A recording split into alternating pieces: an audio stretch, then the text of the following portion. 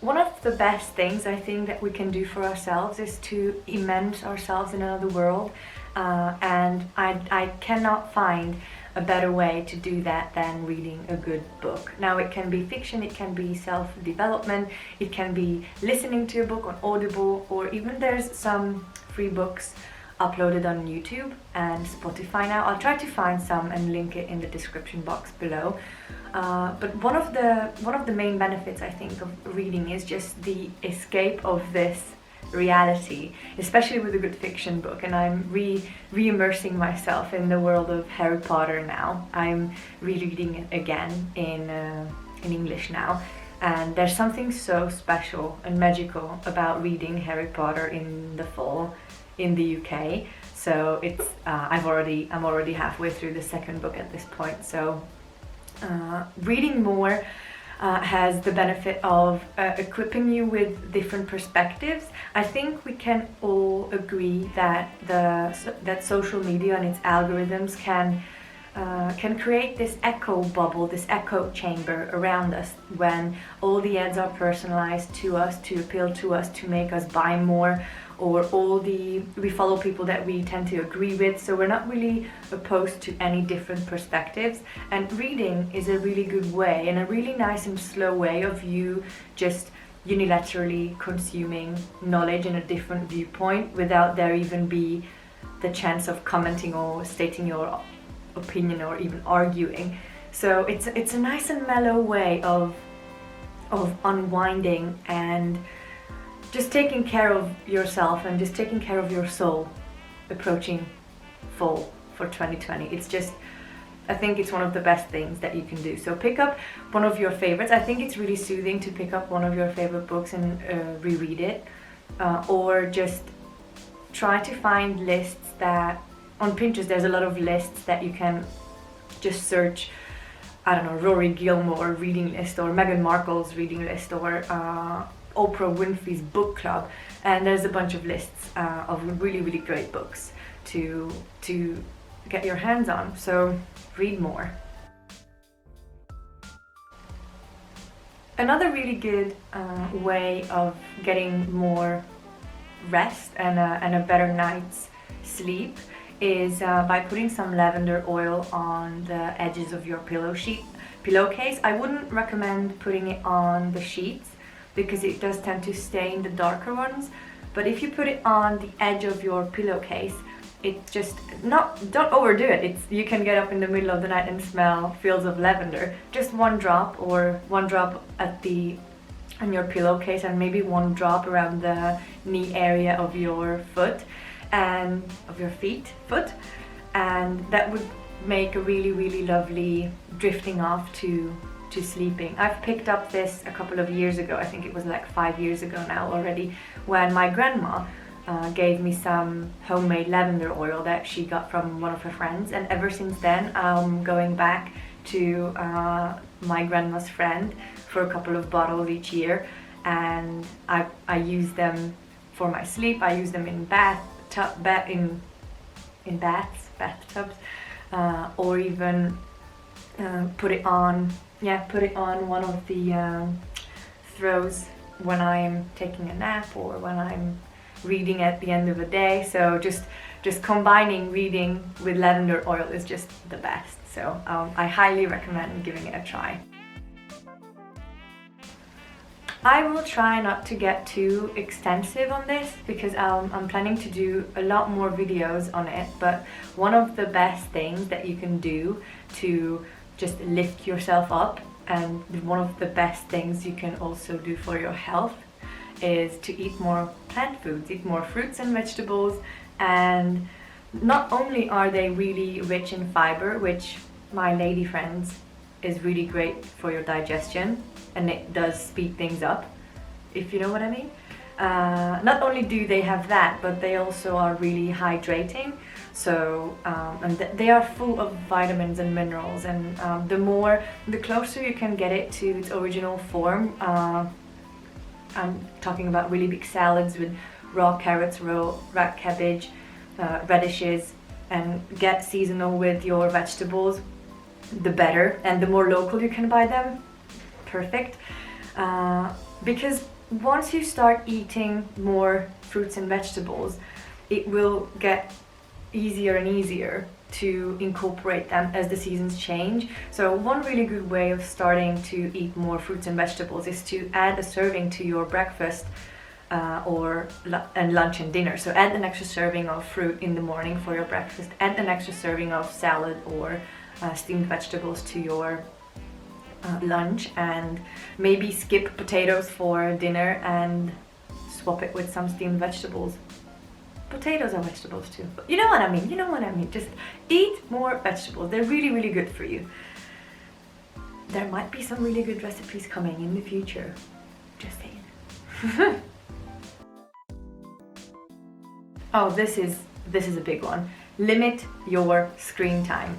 Guys, I cannot explain how detrimental this habit has become to my mental health. Is such a big word, but I feel like you cannot emphasize it enough that if you just scroll mindlessly on your phone all day long, it really speeds up your thoughts. And I recognize that when I go to sleep and I've spent way too much time endlessly looking at aimless things on the internet, my thoughts are really, really spinning around, and their speed is just out of this world.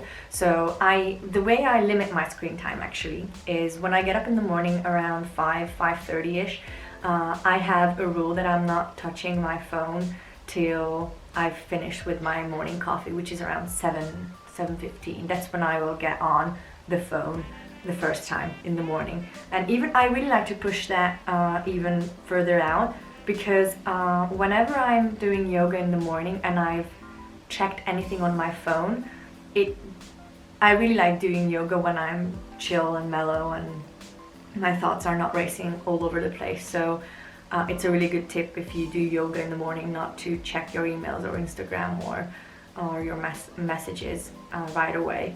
It will make a way better yoga practice in my opinion. And secondly, I don't charge my phone in the bedroom. We've been doing it with Daniel for years now, where we have, even when we only had a one-bedroom apartment, we made sure that the phones were really, really far away from where we were sleeping. So first, this is not only good for you if you are going to sleep at night and it will be really far away for you to just scroll again right before going to sleep, giving you that buffer time to just zone out and chill out from screen time. But then if you get up in the morning, you have to actually physically get out of your bed and walk straight the room to get your alarm, which at that point, what's the point of even going back to sleep? So that's a really good point. And then the third one that I'm implementing or trying to implement nowadays is to, whenever I find myself just scrolling and that awareness kicks in that this is not taking me anywhere, I make a point of putting my phone away. And sometimes I put it in the bathroom, or sometimes I put it in another room if I know I have to do more things. Because I think if your phone is too close to you, then you can have you will be more likely to pick it up and start checking. So limit your screen time. It's really helpful for your mental capacity and your ability to slow down and be mindful about your habits. Now, this is a really interesting experiment that we've done with Daniel when we were studying in Sweden. And we wanted to get a little bit more productive because he was working full-time at that point and full-time studying. So we made a point of getting up at 4:30 in the morning, and we trained ourselves by like 20-minute intervals to do that. And ever since then, we've been waking up really, really early. And I'm really happy and rested when I have a slow, stress-free, chilled morning routine. Or just a morning. Not every morning looks the same, but I've done a morning routine video that's actually my previous video, so if you want to check it out, I'll link it in the cards somewhere here. I have no idea. So I really enjoy having that sense of control, having that sense of rested control over my mornings, and I think it's a really good way of practicing discipline. So try to wake up maybe 10 minutes earlier first and then 30 minutes earlier first, and see what it does to your mental health. Get out the bed, make your bed, and see how you feel afterwards. I think it's a really nice way of practicing determination. Well, I'm not going to spend too much time on here because I think everyone's told you this, but just drink more water. Not coffee doesn't count. Coffee, that's not even liquid. It's black liquid. It is detrimental and essential, I know, but that doesn't count to your liquid count for your day. I think we tend to forget to drink enough water, and then we are surprised when we feel foggy or sleepy during the day, or even having a minor headache can be caused by dehydration. So the way I do it is I'm slicing up my day to have time to drink and to remind myself to drink. So I drink my morning elixir that you probably saw in the morning routine video. That's around 500 liters, maybe a little bit more. And then after my coffee, I drink 2 glasses of water because coffee is dehydrating. So, and before lunch, I try to drink 4 to 5 glasses of water depending on the day. And then I don't want to drink anything around 20 minutes before and after lunch to aid my digestion and not to dilute my digestive enzyme to do their job. And then after lunch and before dinner, I like to again drink 5 to 6 glasses of water. And it really helps me when I have a number on that and I can just tick them off. And whenever the glass is empty, I will fill it up again. So and I will have that in reach. So swap your phone to your water bottle and have always water in your bottle, so you can always just sip on it and even build that habit of reaching for your water instead of your phone. I think that's a really good way of drinking more. This is a hard one to keep up, I think, because we tend to unconsciously judge others, especially in the age of social media. We tend to scroll over feeds and the explore page, and we're bombarded with so many informations, and inevitably we start to compare ourselves to others, and by that we see that they have more of this than us. They have more fame, more followers, more money, more friends, it seems, or even they have less than us, and that's when we can fall into the trap of this vicious cycle of judging others and then judging you by comparing yourself to others. So just generally try giving up judgment and meet people where they are, and just know that everyone's doing their best, and the worst effect that judgment and comparison has is on you, on your psyche, on your just we can even say frequency, because once you stop, the reason I think why most people judge is to make themselves feel better. And I fall into this all the time when I see someone that I used to go to primary school with, and they're doing things that I think are really cool, and I compare myself to them, and then I judge myself, and then I judge them. And it's in moments like that, I try to just pinch myself and know that the only person that I can compare myself to is myself, is who I was yesterday. And even if every single day I put in just 1% extra than I did yesterday, then I'm doing a good job of incrementally improving and trying to get out of the mental habit of not even giving energy to the thoughts of judging others, of how they look, how tall they are, how big or how thin they are, how much money they have, who they are dating. I think once you stop giving your attention and energy to that, you can just gather all that lovely energy and put it right where it belongs. It belongs to you. It belongs to building your life. It belongs to creating your own future. So just remember that where your attention flows, energy goes. So try to quit judging others, and whenever that happens, just go back to minding your own business. Because if anything, you are doing a favor to yourself by doing that. Get some well-deserved rest. And I've been listening to that voice of mine that I've been feeling that I've been just mentally overstimulated these couple of months, and I took a break. I took a couple of weeks break of and when I just read and spent time with friends and spent time alone, and just gave myself that space, that mental space that I needed to just recalibrate and be able to create again and be able to plan again and be full with positive energy again.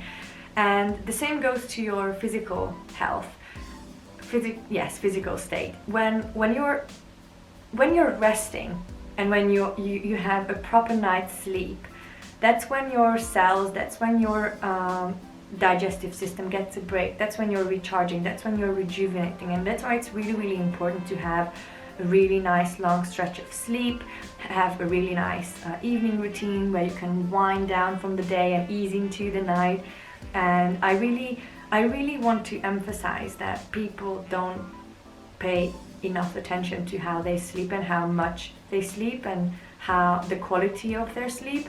By the way, this is all called your sleeping hygiene. So I think sleeping hygiene is neglected, and once you start resting properly and resting enough, that's when you'll be just a better version of yourself. You'll be ready to tackle the day when you get up in the morning.